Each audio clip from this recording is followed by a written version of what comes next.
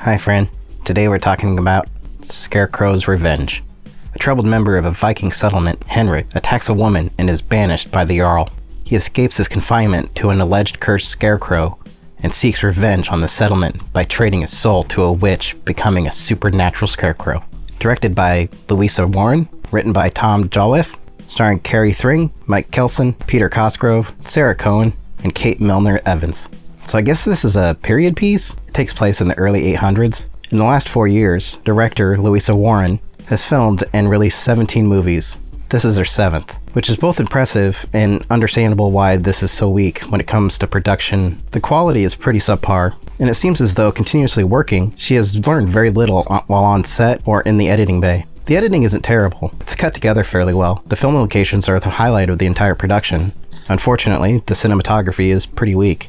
In a single scene, it jumps back and forth from handheld to the camera being locked down. There's a few scenes of swordplay, and it feels like they learned the choreography from watching old movies, and it's often very stilted and slow. The Scarecrow looks pretty cool, but it does look low budget. It's raggedy and looks old, and has sort of a creepiness to it, but I would like to have seen less, or maybe even in a lower light. It would have given a more eerie feel, I think. The writing is probably the worst. It feels like the writer read a Wikipedia page on Vikings and tried to insert factoids into the script, and it's not really anything interesting. It's mostly just name drops of Norse gods, or telling each other, you're a Viking. Viking? What? It's a Viking. Oh, Viking! I'll take the front this time, Vikings! When Henrik, played by Peter Cosgrove, meets the witch, played by Kate Milner Evans, there's a weird effect on her face, and it's very distracting. It would have been way better if they would have just done cheap makeup effects on her to make her look a little off. Fortunately, they rarely use visual effects, but when they do, it's not great. But again, it's a low-budget flick, so you can't complain too much. Cosgrove's great. I don't know if he was not taking the role seriously, but he plays it way over the top, and it's actually pretty awesome. He was really the only enjoyment I got from the movie because of his goofy performance. Sadly, he's not really in the film too much on screen. He may be under the Scarecrow mask, but I'm not sure. Sarah Kohen, who plays Greta, the Jarl's daughter, is pretty much worthless throughout the film, until she needs to be the main character about an hour into the film. And Kohen isn't that great of an actress, but thankfully she's not in it much. Carey Thring, who plays the Jarl, is decent. He may be the best actor in the film. From time to time, it seems a little too over the top. Mike Kelson, who plays Malcolm, the father of the girl who was attacked by Henrik, spends most of the time whining about how they should have killed Henrik. The rest of the time, he doesn't really do anything. The rest of the cast is just kind of there. They come in, provide nothing to the story, and then leave to not return or die in the worst way possible. My biggest problem is that everything worn by the cast, aside from the Scarecrow mask, looks brand new. Everyone has dirt all over their faces, but their clothes are clean and leather's pristine. I'm not going to pretend I know what it was like in the 800s, but I know if I spent a day in the woods, my clothes are definitely getting dirty. I did a YouTube search and found countless videos on aging clothing. Maybe all of it was rented and they didn't want to damage it.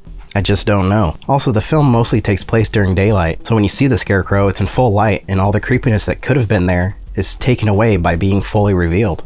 The few scenes that do take place at night are a little too dark, and it's hard to see what's happening.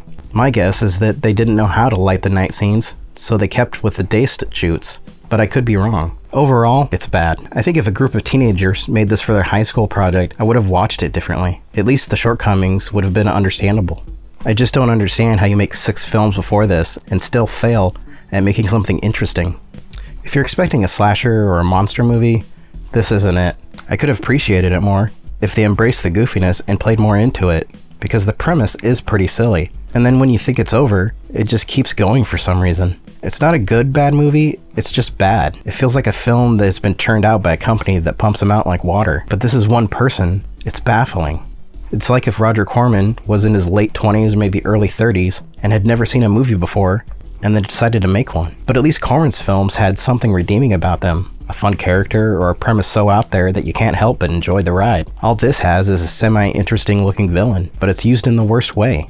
Usually what makes a bad movie good is the cast looks like they're at least trying. Here it feels like indifference, like they just wanted to make a movie so they could say they made a movie, regardless of how poor the story is. I usually try to find some sort of creativity in the low budget movies I watch, and again, other than the Scarecrow mask, I found very little good about this. And I hate to come down on people trying to be creative, but after seeing a total lack of care, it's hard to find the positives in this. Funny enough, I think this beats out The Devil's Fairground for the worst movie I've watched for this channel.